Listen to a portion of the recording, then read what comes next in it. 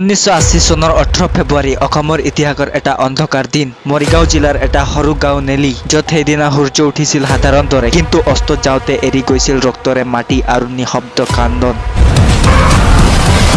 অসম আন্দোলনৰ উত্তেজনা, ভয় আৰু সন্দেহ মিলি সৃষ্টি কৰিছিল এনে এটা ভয়ংকৰ ঘটনা, যি আজিও মানুহৰ হৃদয় কঁপাই তোলে।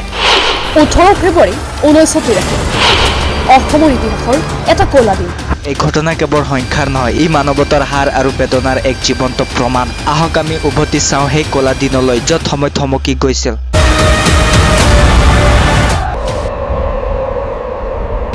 1883 চনৰ শীতল ফেব্ৰুৱাৰী। অসমৰ বুকুত তেতিয়া অসম আন্দোলনৰ জোৱাৰ বৈ আছিল। বিদেশী বিৰোধী আন্দোলনৰ নামত ৰাজ্যৰ প্ৰতিটো গাঁও নগৰত উত্তেজনাৰ হ্ৰদ বৈছিল। মানুহে আকাংক্ষা কৰিছিল যে বাংলাদেশী অনুপ্ৰৱেশকাৰীয়ে অসমীয়া জাতিৰ অস্তিত্বক বিপন্ন কৰিছে। মৰিগাঁও জিলাৰ নেলি নামৰ গাঁওখনতো সেই উত্তেজনাৰ ছাঁ পৰিছিল। নেলি আৰু আশে-পাশে 14টা গাঁৱত বহু বাংলাভাষী মুছলমান পৰিয়াল বাস কৰিছিল। তেওঁলোকৰ বহুতে দশক ধৰি সেই মাটিতে খেতি কৰি সন্তান-সন্ততি লৈ জীৱন অতিবাহিত কৰিছিল। কিন্তু সেইদিনা কোনোৱে ভাবিব পৰা নাছিল যে ইতিহাসৰ এটা ভয়ংকৰ অধ্যায় সেইখিনিতে লিখা হ'ব। সকলো আৰম্ভ হৈছিল 17 ফেব্ৰুৱাৰীৰ পৰা। নেলি থানাত কিছুমান লোকে খবৰ দিছিল যে আশে-পাশে লোক সমবেত হৈছে। ঢোল বজাই সহস্ৰ লোক গাঁওখনক লক্ষ্য কৰি আহিব পাৰে। পুলিচে 2টা ট্ৰাক ভৰ্তি কৰি CRFৰ সৈন্য পঠাইছিল। তেওঁলোকে গাঁৱৰ লোকক বিশ্বাস দিছিল, চিন্তা নকৰিব, আমি পহৰা দিম। সেই বিশ্বাসত ভৰসা কৰি 18 ফেব্ৰুৱাৰী পুৱা মানুহে নিজৰ কামত ব্যস্ততাত লাগিছিল।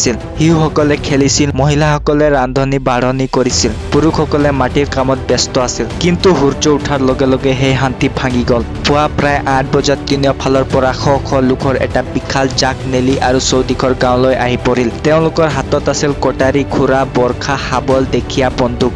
বহুতে লালুং অসমীয়া আৰু অন্যান্য স্থানীয় সম্প্ৰদায়ৰ লোক আছিল। তেওঁলোকৰ চকুত আছিল ক্ষোভ আৰু প্ৰতিশোধৰ জুই। চিঞৰ বিচাৰ, গুলীৰ শব্দ আৰু মানুহৰ আৰ্তনাদে বতাহ ভৰাই তুলিলে। গাঁৱৰ লোকে পলাই যোৱাৰ চেষ্টা কৰিলে। মহিলা, শিশু, বৃদ্ধ সকলোৱে দৌৰিলে। কিন্তু চাৰিওফালে ঘেৰি থকা আক্ৰমণকাৰীয়ে তেওঁলোকক এৰি নিদিলে। কপিলী নদীৰ ফালে পলাই যোৱা লোকসকলক নৌকাত উঠি অপেক্ষা কৰা আক্ৰমণকাৰীয়ে আক্ৰমণ কৰিলে। শিশুক কলাৰ পৰা কাঢ়ি নদীত পেলাই দিয়া হ'ল। মহিলাসকলক নৃশংসভাৱে হত্যা কৰা হ'ল। এজন ব্যক্তিয়ে কলা 2টা সন্তান লৈ পলাই আছিল। এটা গুলীত তেওঁৰ এটা সন্তানৰ মূৰ উৰি গ'ল। তেওঁ আন সন্তানটোক লৈ নদীত সাঁতুৰি যোৱাৰ চেষ্টা কৰিলে, কিন্তু শ্ৰোতা আৰু আক্ৰমণকাৰীয়ে তেওঁক ধৰি পেলালে। ধাননি খেতিৰ মাজত ৰক্তৰ নদী বৈ গ'ল। মাটি ৰঙা হৈ গ'ল। ঘৰবোৰত জুই লগোৱা হ'ল। ধানৰ গল্লা, গৰু ছাগলী সকলো জ্বলি গ'ল। 6 ঘণ্টা ধৰি হত্যালীলা চলিল। দুপৰীয়া প্ৰায় 3 বজালৈকে চলি থাকিল। CRPF আহিবলৈ বহু দেৰি হ'ল। স্থানীয় পুলিচে খবৰ পায়ো সময়মতে ব্যৱস্থা নললে বুলি অভিযোগ উঠিল।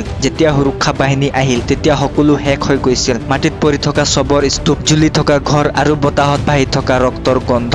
সেই দৃশ্য দেখি সকলোৰে হৃদয় কঁপি উঠিছিল। আনুষ্ঠানিক হিচাপত 2191 জন লোকৰ মৃত্যু হৈছিল। বেচৰকাৰী হিচাপত সংখ্যা 3000ৰো ওপৰত। বহুতে কয় 5000 বা তাতকৈও অধিক। নিহতসকলৰ ভিতৰত অধিকাংশ আছিল মহিলা আৰু শিশু। যিসকলে বাচি আছিল, তেওঁলোকৰ জীৱন চিৰদিনৰ বাবে সলনি হৈ গ'ল। এজনী নাৰীয়ে কৈছিল, মোৰ গলাত থকা শিশুটোক দুফাল কৰি কাটি পেলোৱা হ'ল। এটা 7 বছৰীয়া ল'ৰাই দেখিছিল তেওঁৰ মাক-দেউতাকৰ চকুৰ সন্মুখতে হত্যা কৰা হৈছিল। এজন ব্যক্তিয়ে 47 জন পৰিয়ালৰ সদস্য হেৰুৱাইছিল। নেলি গণহত্যা আছিল অসম আন্দোলনৰ এটা ভয়ংকৰ পৰিণতি। আন্দোলনকাৰীসকলে বিদেশী বিৰোধী শ্লোগান তুলিছিল, কিন্তু সেই উত্তেজনাই নিৰীহ মানুহৰ জীৱন কাঢ়ি ল'লে। তেওঁলোকৰ বহুতে দলিল পত্ৰ দেখুৱাইছিল যে তেওঁলোক বহু বছৰ ধৰি অসমত আছে, কিন্তু সেইদিনা কোনো কথাই শুনা নহ'ল। ঘটনাৰ পিছত তেওৰী কমিছন গঠন কৰা হ'ল। 1984 চনত 600 পৃষ্ঠাৰ ৰিপৰ্ট দাখিল কৰা হ'ল, যদিও দীৰ্ঘ 42 বছৰ ধৰি সেই ৰিপৰ্ট গোপনীয় আছিল। কোনো অভিযোগ পত্ৰ দাখিল নহ'ল, কোনো শাস্তি নহ'ল। হাজাৰ হাজাৰ লোক উদ্ধাস্ত হৈছিল,